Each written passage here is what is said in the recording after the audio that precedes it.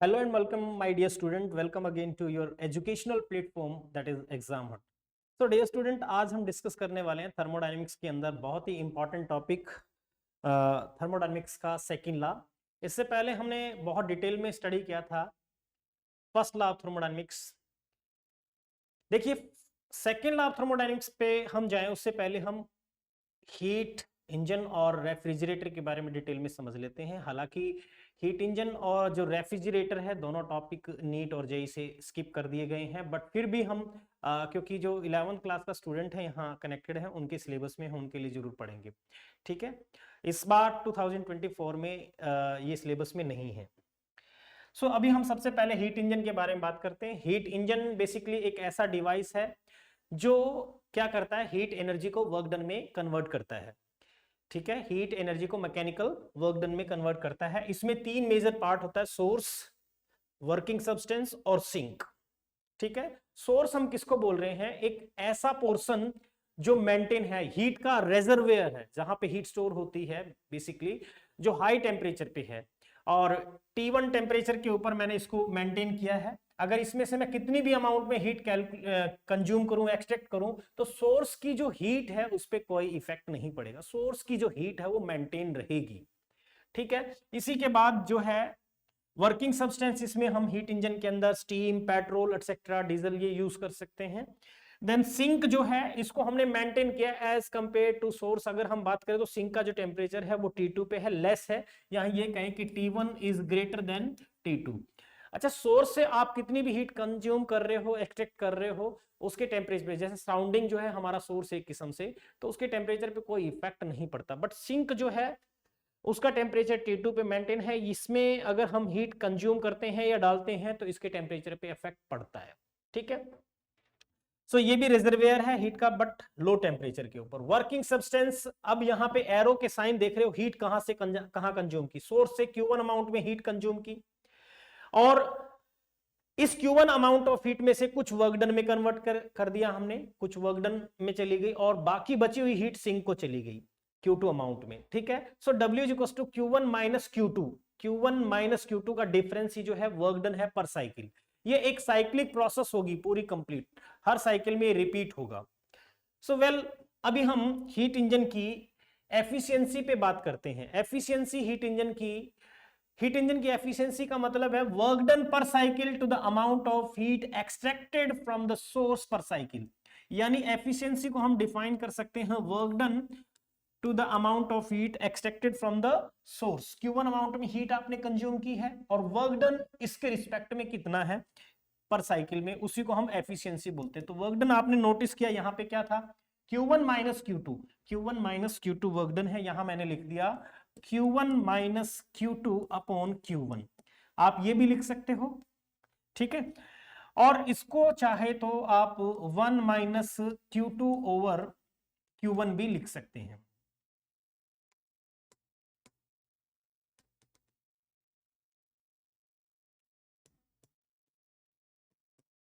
ये भी लिख सकते हैं।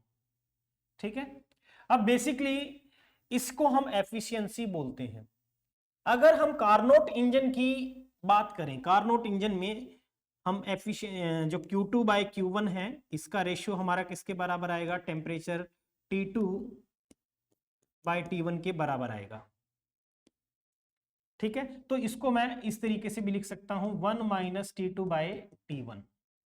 ठीक है, सो यहां पे जो मैंने हीट ली है, ये हीट कौन सी हीट है, जो सिंक को जा रही है। जो इसके अंदर आपने नोटिस किया, ये जो सिंक को हीट ट्रांसफर हो रही है, उस हीट को हमने क्या बोला है, Q2 अमाउंट ऑफ हीट। ठीक है, और यहां पे वो Q1 ये नजर आ रहा है आपको। ठीक है,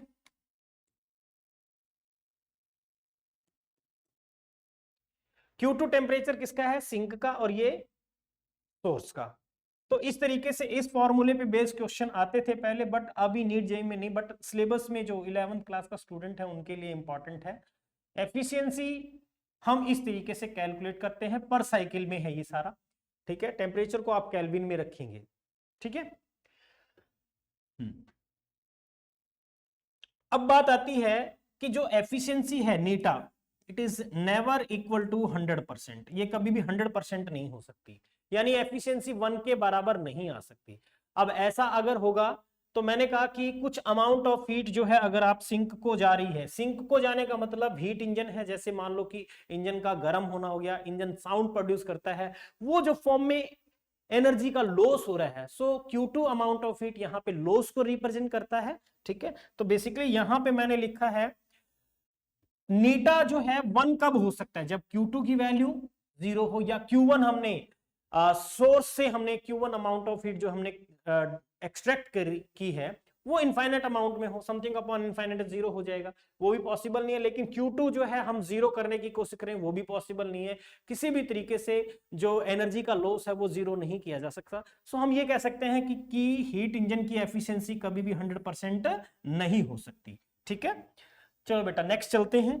इसी तरीके से इसी का जस्ट रेसिप्रोकल है, जो हीट इंजन की वर्किंग थी उसके ठीक रेसिप्रोकल में वर्क करता है रेफ्रिजरेटर, या जिसको हम हीट पंप भी बोलते हैं। ये वर्क को हीट एनर्जी में कन्वर्ट करता है। सोर्स और सिंक वही सारी चीज है, बट एरो के डायरेक्शंस जो है यहां देखे उसके कंपैरिजन में अपोजिट हो गए हैं। यहां हम फोर्सफुली जो है जो कम टेम्परेचर पे मेंटेन सिंक है उसमें से हीट एक्सट्रैक्ट करेंगे और सराउंडिंग को देंगे। सराउंडिंग के टेम्परेचर पे कोई इफेक्ट नहीं पड़ेगा, और work done on the system हो रहा है, work done on the substance हो रहा है, वर्किंग सब्सटेंस। जो यहां पे वर्किंग सब्सटेंस लिया गया वो लिक्विड अमोनिया है। ठीक है, तो ये है हीट पंप, ये बिल्कुल हीट इंजन के जस्ट अपोजिट रेसिप्रोकल में काम करता है। तो बहुत ज्यादा इस पे मैं टाइम नहीं लगाऊंगा। इसके अंदर हमारे लिए एक इंपॉर्टेंट टर्म है, जैसे वहां पे एफिशिएंसी इंपॉर्टेंट था, यहां पे इंपॉर्टेंट है coefficient of performance. So coefficient of performance का मतलब है amount of heat extracted from the sink to the amount of work done per cycle. यानी आपने क्या किया, सिंक से कितनी हीट कंज्यूम की Q2 divide by work done कितना हुआ है, इनका रेशियो जो है बेसिकली क्या कहला है, कोफिशिएंट ऑफ परफॉर्मेंस। तो बेटा कोफिशिएंट ऑफ परफॉर्मेंस यानी Q2 by work done, work done आपने देखा Q1 माइनस Q2 था, इसको आप चाहे ये लिख लीजिए। और अगर हम कार्नोट रेफ्रिजरेटर देखें या कार्नोट साइकिल या कार्नोट इंजन से हम अगर बात करें तो Q1 बाय Q2 का रेशियो T1 बाय T2 के इक्वल होता है। तो आप इसको यहां पे ये भी लिख सकते हो, ये भी लिख सकते हैं हम इसको T2 over T1 minus T2, ये भी लिख सकते हैं। तो ये फॉर्मूला भी बन जाएगा। ठीक है, तो ये ओवरऑल कोफिशिएंट ऑफ परफॉर्मेंस का फॉर्मूला है। सो वेल बेसिकली यहां पे आप देख रहे हो beta is the reciprocal of T1 minus T2। Sink, source और सिंक के टेम्परेचर डिफरेंस पे बात कर रहे हैं हम यहाँ पे, उसके रेसिप्रोकल है। ये डिफरेंस जितना ज्यादा होगा कोफिशिएंट ऑफ परफॉर्मेंस ज्यादा होगी, जितना ज्यादा होगा डिफरेंस परफॉर्मेंस उतनी ही कम होगी। ठीक है, अगर ये डिफरेंस हमने कहा कि बहुत ही कम है तो ये बेसिकली बीटा जो है परफॉर्मेंस जो है बढ़ जाएगी। कोफिशिएंट ऑफ परफॉर्मेंस, अब अगर आपने देखा होगा कि जो रेफ्रिजरेटर है उसके अंदर ऑटोमेटिक सिस्टम होता है, अपने आप वो बंद हो जाता है। बेसिकली क्या है कि अंदर का टेम्परेचर और बाहर का टेम्परेचर बहुत ज्यादा डिफरेंस हो जाएगा, क्योंकि फ्रिज के अंदर जो टेम्परेचर है वो कम होता जा रहा है और बाहर का टेम्परेचर कांस्टेंट फिक्स है। जो टेम्परेचर डिफरेंस है वो बहुत ज्यादा हो गया, बहुत ज्यादा होने पे beta coefficient of performance down चला गया, इसलिए फ्रिज क्या करेगा, ऑटोमेटिक स्विच ऑफ हो जाता है, फिर दोबारा से ऑन होगा। जैसे ही वो टेम्परेचर डिफरेंस जो है ये कम होगा, फिर परफॉर्मेंस बढ़ जाएगी, अपने आप ऑन हो जाएगा। ठीक है, तो इस तरीके से ये कोफिशिएंट ऑफ परफॉर्मेंस। अब देखो जो हमने नीटा यानी एफिशिएंसी हीट इंजन की और बीटा जो यहाँ पे कोफिशिएंट ऑफ परफॉर्मेंस बोल रहे हैं, इनके बीच में रिलेशन क्या है। तो इनके बीच का रिलेशन हमने अभी अब बीटा स्टडी किया, Q2 upon Q1 minus Q2 है बेटा। तो मैंने क्या किया, इसको डिवाइड किया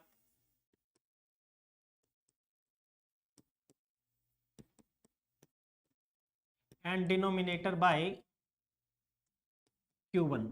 सो बीटा क्या बनेगा बेटा, फिर बन जाएगा Q2 over Q1 divide by Q1 बन जाएगा 1 माइनस Q2 ओवर Q1। अब देखो हमने Q2 ओवर Q1 को क्या पढ़ा था, Q2 ओवर Q1 को क्या स्टडी किया था, याद कीजिए।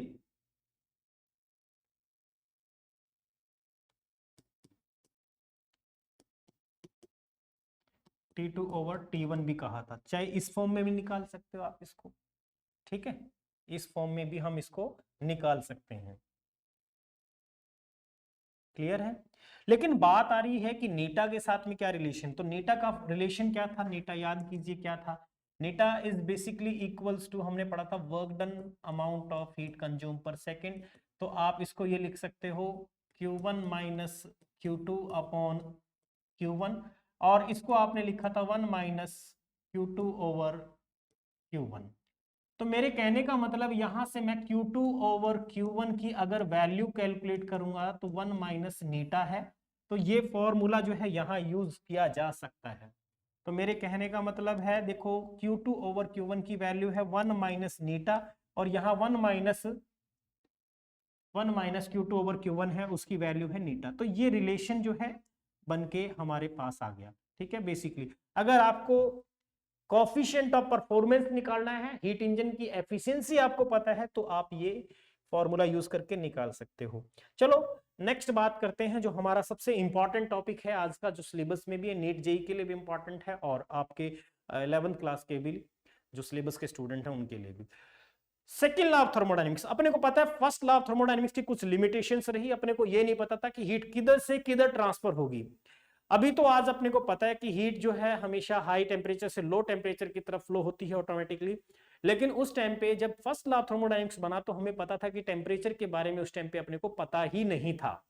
तो यहां पे सेकेंड लॉ बनाने की जरूरत पड़ी। हीट अपने आप से हाई टेम्परेचर से लो टेम्परेचर फ्लो करती है, लेकिन लो से हाई क्यों नहीं। हीट लॉसेस के बारे में उसने कहीं जिक्र नहीं किया। एफिशिएंसी हीट इंजन की जो है कभी 1 हो सकती है या नहीं हो सकती, इसके ऊपर कहीं बात नहीं की, यानी लॉसेस ऑफ हीट के बारे में कोई डिस्कशन नहीं हुआ था फर्स्ट लॉ ऑफ थर्मोडायनेमिक्स के अंदर।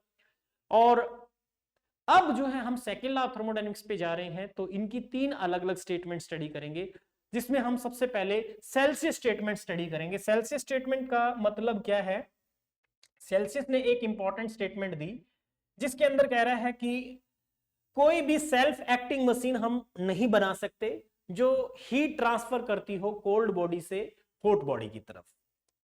ऐसी कोई मशीन जो है अपने आप से काम नहीं कर सकती, या कहीं सेल्फ एक्टिंग मशीन का मतलब है कि फोर्सफुली तो हम कर सकते हैं, फोर्सफुली हम हीट ट्रांसफर कर सकते हैं low temperature to high temperature, जैसे कि हम रेफ्रिजरेटर में करते हैं। लेकिन self acting machine it is impossible for a self-acting machine to transfer heat from cold body to hot body। अपने आप से हीट ट्रांसफर जो कोल्ड से हॉट बॉडी की तरफ कर दे, ऐसी मशीन अपने आप से नहीं डिजाइन किया जा सकता या फिर नहीं हो सकती। ठीक है, सेल्फ एक्टिंग मशीन नहीं हो सकती, फोर्सफुली करवा सकते हैं। नेक्स्ट आती है केल्विन स्टेटमेंट। देखिए बेटा, केल्विन स्टेटमेंट के अंदर केल्विन ने स्टेटमेंट दी, it is impossible for a system to perform continuous work by cooling it to a temperature lower than temperature of surrounding. Kelvin ने भी मिलती जुलती स्टेटमेंट दी, लेकिन इसको थोड़ा समझते हैं। जैसे मैंने कहा कि रेफ्रिजरेटर हम बना रहे हैं, सिंक से ट्रांसफर कर रहे हैं हीट किसको, सराउंडिंग को। कोई भी ऐसी सिस्टम जो है नहीं हो सकता जो लगातार कंटिन्यूसली वर्क करे और वो कंटिन्यूसली किसी बॉडी को कूल डाउन करती हो, जो लोवेस्ट टेम्परेचर हो सकता है सराउंडिंग का उससे भी। ठीक है, लोवेस्ट टेम्परेचर ऑफ सराउंडिंग तक जो है वो कूलिंग नहीं कर सकती, कहने का मतलब। ठीक है, इसी को और इलेबोरेट कर दिया फिर केल्विन और प्लैंक स्टेटमेंट अगर हम पढ़े तो। केल्विन और प्लैंक स्टेटमेंट में सीधे तौर पे बोलता है, it is impossible to design an engine that extract heat and fully utilizes into work without any loss।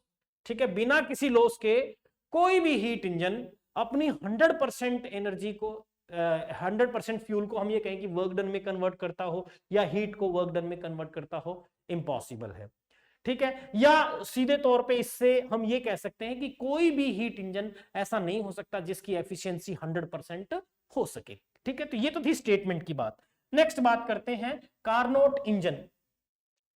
Carnot ने एक इंजन डिजाइन किया, उसने कोशिश की कि एफिशिएंसी मैक्सिमम की जाए, यानी ट्राई किया गया कि एफिशिएंसी क्या 1 के बराबर की जा सकती। तो उन्होंने क्या किया, ऐसा सेटअप तैयार किया, एक सोर्स, सिंक, उनके बीच में इंसुलेटिंग पैड लिया, आइडियल गैस लिया। देखो हमने और इसको कंप्रेशन करते हैं, एक्सपेंशन करते हैं। सोर्स को वही T1 केल्विन के ऊपर, T2 केल्विन के ऊपर सिंक को रखा, जबकि सोर्स का टेम्परेचर सिंक से ज्यादा ही है, ठीक है।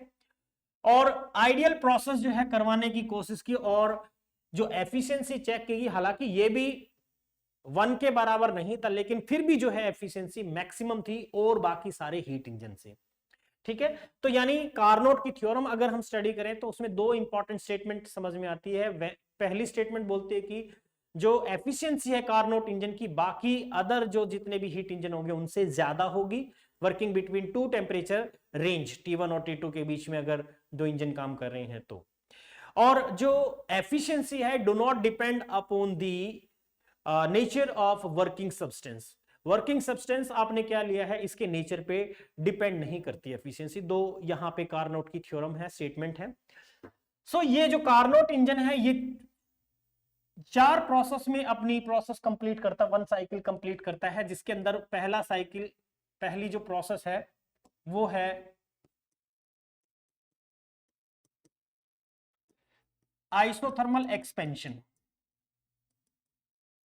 आइसोथर्मली एक्सपेंशन करता है। P1 V1 से स्टेटमेंट जो है अपनी P2 जो ideal statement ideal gas equation है, P1 V1 से P2 V2 तक मूव करेगी। कार्नोट साइकिल बनाएंगे, उसके अंदर ये मैंने चीज बनाई है, उसको आगे स्टडी करेंगे। मतलब उसकी स्टेट जो है PV is equal to nRT। हम कह रहे हैं आइसोथर्मल प्रोसेस है, तो हमने ये पढ़ा था कि P1 V1 is equal to क्या होता है P2 V2, लेकिन टेम्परेचर कांस्टेंट रहा T1, ठीक है। और आइसोथर्मल प्रोसेस के अंदर वर्क डन हमने पढ़ा हुआ है W इज इक्वल टू जो Q1 के बराबर होगा, यहाँ पे सिस्टम के अंदर हीट एंटर करेगी, that is equal to 2.303 RT1 और log of base 10 V2 bye V1। ये वर्क डन हमने कैलकुलेट किया था लास्ट लेक्चर में, अगर आप देखोगे तो। दूसरी प्रोसेस इसके अंदर होता है एडियाबैटिक एक्सपेंशन।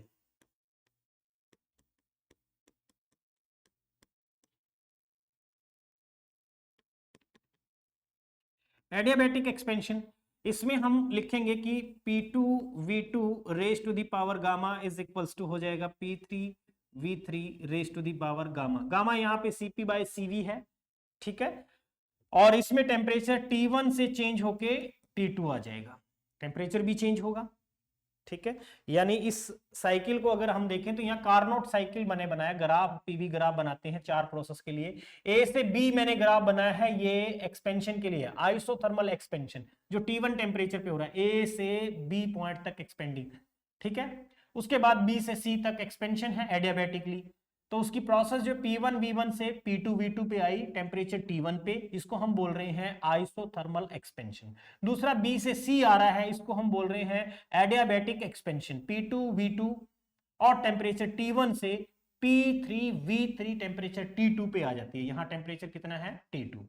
और C से D कंप्रेशन हो रहा है, इसको हम आइसोथर्मल कंप्रेशन बोलेंगे। सी से डी पॉइंट पे आए तो टेम्परेचर T2 मेंटेन रहा, लेकिन उसका जो प्रेशर है, वॉल्यूम है, वो P4 V4 बन गया। डी से ए पे हम एडियाबैटिक कंप्रेशन करते हैं। एडियाबैटिक कंप्रेशन में प्रेशर P4 वॉल्यूम V4 से वापस इनिशियल स्टेज में आ जाता है, P1 V1 टेम्परेचर वही बन जाता है T1। अब जो ये प्रोसेस है ये पूरी एक साइक्लिक प्रोसेस है, ठीक है। इसमें इंटरनल एनर्जी में चेंज क्या रहेगा, जीरो। डेल्टा यू क्या रहेगा, जीरो रहेगा। जब आइसोथर्मल एक्सपेंशन होता है तो उस दौरान Q1 अमाउंट में हीट एंटर करती है, और जब कंप्रेशन होता है आइसोथर्मल तो उस टाइम पे Q2 अमाउंट में हीट सिंक को ट्रांसफर होती है। ये Q1 अमाउंट में हीट हमने सिंक से कंज्यूम की वर्किंग सब्सटेंस ने, ठीक है। तो ये है। अब यहां पे मैंने ये एडियाबैटिक एक्सपेंशन बताया। इसी तरीके से तीसरी प्रोसेस इसमें हो रही है आइसोथर्मल कंप्रेशन, ठीक है। आइसोथर्मल कंप्रेशन, इसमें टेम्परेचर T2 कांस्टेंट रहेगा क्योंकि आइसोथर्मल प्रोसेस है, T2 पे है हम। तो यहां P2 P3 V3 से चेंज होके स्टेटमेंट हमारी बनेगी, नई पोजीशन, उसकी नया प्रेशर बन जाएगा P4 V4, ठीक है। PV is equal to nRT, यहाँ पे ये यूज कर सकते हैं, या ये कहें कि इक्वल होते हैं ये, ठीक है, ये इसको आप ऐसे बना लो, इक्वल है ये, कभी आप ये सोचो इक्वल है, PV is equal to nRT को अप्लाई किया है। नेक्स्ट जो बनता है वो एडियाबैटिक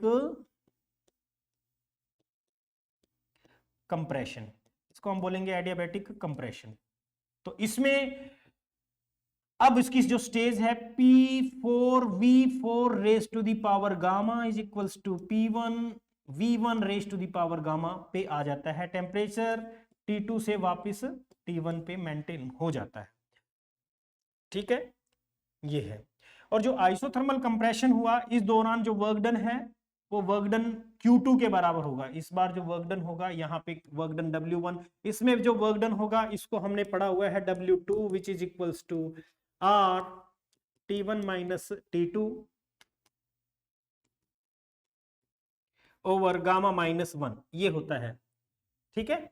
इसी तरीके से फिर यहां पे भी एडियाबैटिकली भी वर्क डन इतना ही होगा, लेकिन ये नेगेटिव होगा, वो प्लस का है, तो ये आपस में टोटल वर्क डन हम निकालेंगे तो ये कैंसिल हो जाएगा, और टोटल वर्क डन इन चारों का सम हम अगर करेंगे, चारों का work done W1 plus W2 plus W3 plus W4, चारों प्रोसेस का वर्क डन जो है किसके बराबर आएगा, वो आएगा Q1 माइनस Q2 के बराबर, जो आपने पढ़ा था पर साइकिल जो वर्क डन होता है वो इतना होता है। क्योंकि ये जितना वर्क डन आ रहा है, यहां जो W4 आएगा वो W4 आएगा बेटा R, यहां पे लिखोगे आप T2 minus T1 over gamma minus 1, इसका माइनस को मिलेंगे तो यही चीज बन जाएगी, तो माइनस का वर्क डन, तो W4 किसके साथ कैंसिल हो जाएगा, W2 के साथ में कैंसिल हो जाएगा, और W3 जो है हीट एक्सट्रैक्ट हो रही है, हीट बाहर निकल रही है, उसको माइनस लेंगे, जो हीट एंटर कर रही है उसको हम प्लस लेते हैं, तो ये W is equal to Q1 minus Q2। तो ये कार्नोट इंजन के अंदर जो चार प्रोसेस होती है उनसे नेट वर्क डन इतना ही आता है, इसीलिए उसका भी जो कोफिशिएंट ऑफ परफॉर्मेंस कह दो या एफिशिएंसी हम जिसको बोलेंगे, वो किसके बराबर 1 माइनस Q2 ओवर Q1, या इसी को 1 माइनस T2 ओवर T1 कह सकते हैं। तो फॉर्मूला वही है, कोई अलग नहीं है, जब भी न्यूमेरिकल आते हैं तो आप इन्हीं फॉर्मूले पे लगा सकते हो, कोई दिक्कत नहीं। कार्नोट साइकिल है, इस पूरी प्रोसेस के दौरान इंटरनल एनर्जी में चेंज 0 रहेगा, इंटरनल एनर्जी में चेंज क्या रहेगा, 0, ठीक है, क्योंकि साइक्लिक प्रोसेस है। ओके, सो वेल नेक्स्ट बात करते हैं एंट्रोपी। तो बेटा एंट्रोपी क्या होती है, एंट्रोपी एक किस्म से डिग्री ऑफ रैंडमनेस है, एक गैस के अंदर degree of randomness of the molecules, या ये कहें कि भाई it measures the disorder of molecular motion of a system और बॉडी, ठीक है, या डिग्री ऑफ रैंडमनेस कह सकते हैं, यानी जितनी ज्यादा रैंडमनेस होगी उतनी ही ज्यादा एंट्रोपी होगी, या ये कहें कि रैंडमनेस जितनी ज्यादा है, या ये कहें कि मॉलिक्यूलर डिसऑर्डर जितना ज्यादा है उतनी ही ज्यादा entropy. So change in entropy अगर हम बात करें तो बेसिकली चेंज इन एंट्रोपी को हम लिख सकते हैं हीट कितना सिस्टम से आपने एब्जॉर्ब की है और एब्सोल्यूट टेम्परेचर कितना है, उनका ratio. So dq by t, ये फंक्शन ऑफ प्रोबेबिलिटी है, it represents the energy unavailable for work done, यानी वो कितनी अमाउंट ऑफ एनर्जी है जो वर्क डन के लिए यूज में नहीं आने वाली, unavailability for work. At equilibrium entropy जो है मैक्सिमम होगी, एंट्रोपी जो है मैक्सिमम होगी, ठीक है। एंट्रोपी को ds is equals to dq by t लिख सकते हैं। अगर स्टेट चेंज कर रही है तो हमें पता है dq किसके बराबर होती है, ये ऑलरेडी हम पढ़ चुके हैं, स्टेट अगर चेंज करेगी तो मास इनटू लेटेंट हीट आ जाएगी उसकी, ठीक है। स्टेट चेंज हो सकता है वो लिक्विड से गैस में जा रहा है, या सॉलिड से लिक्विड में आ रहा है, लिक्विड से सॉलिड में जा रहा है, तो उसी के अकॉर्डिंग प्लस या माइनस का साइन हम यहां पे लगा सकते हैं, दोनों साइन यूज किए जा सकते हैं, ठीक है। सो जब भी हीट से हम स्टेट चेंज कर रहे होंगे तो entropy change can be written as ml divide by t। When heat given to a substance and it raises the temperature of substance from T1 to T2, अगर उसका हमने कुछ सिस्टम है हमारे पास में, कोई गैस है, उसके अंदर मैंने हीट दी और उसने जो है टेम्परेचर T1 से T2 तक राइज कर दिया, तो हम एंट्रोपी चेंज को इंटीग्रेशन करके भी निकाल सकते हैं। जैसे ds is equals to total entropy change जो भी आएगा dq अपॉन t, और अपने को पता है dq की जो वैल्यू है, क्योंकि हम लिख सकते हैं d q is equals to m c delta t, पढ़ा होगा, एम सी डेल्टा टी या डी टी लिख सकते हैं, चेंज इन टेम्परेचर। सी यहाँ स्पेसिफिक हीट है, एम क्या है, मास। तो मैंने एम इंटू सी जो कांस्टेंट टर्म है उसको बाहर रख दिया इंटीग्रेशन से, 1 बाय कैपिटल टी, और इंटीग्रेशन 1 बाय एक्स का विद रिस्पेक्ट टू एक्स अगर आप करोगे तो क्या होता है, log ऑफ एक्स बेस ई। तो यहां पे मैंने वही लिखा, देखो एम सी और log of base E, integration हम यूज करेंगे तो log ऑफ x बनेगा, log ऑफ x का इंटीग्रेशन अगर आप लिखोगे x1 से x2 तक, तो यहाँ t1 से t2 तक इंटीग्रेट करेंगे तो t2 ओवर t1 आ गया। बेस 10 में कन्वर्ट करना, ये नेचुरल लॉग में है, बेस 10 में कन्वर्ट करना है तो अपने को मल्टीप्लाई करना पड़ता है 2.303, और बाकी सेम है mc log of base 10 t2 by t1। ठीक है, तो ये एंट्रोपी बेस कंसेप्ट हो गया। सो वेल, थर्मोडायनेमिक्स हमारी तरफ से कंप्लीट हो गया। थर्मोडायनेमिक्स के जितने भी कंसेप्ट्स हैं वो सारे कंप्लीट हो गए हैं। इसमें स्पेशली जो नीट जेईई के स्टूडेंट हैं वो जो अपना हीट इंजन और रेफ्रिजरेटर का जो पोर्शन मैंने आज करवाया उस पर आप फोकस करने की जरूरत ज्यादा नहीं है। बाकी जो चीज पढ़ाई वो सारी आपके लिए इंपॉर्टेंट है, पीवाईक्यू लगाइए, जरूर लगेंगे, और बने रहिए एग्जाम हट टीम के साथ में जो आपके साथ है, आपकी अचीवमेंट के लिए लगातार तत्पर है, और आपकी मेहनत जो है वो हमारे लिए एक किस्म से ये कह सकते हैं जीत के पंख होंगे जिससे हम उड़ान भरेंगे। इसी उम्मीद के साथ बने रहिए एग्जाम हट के साथ। जय हिंद।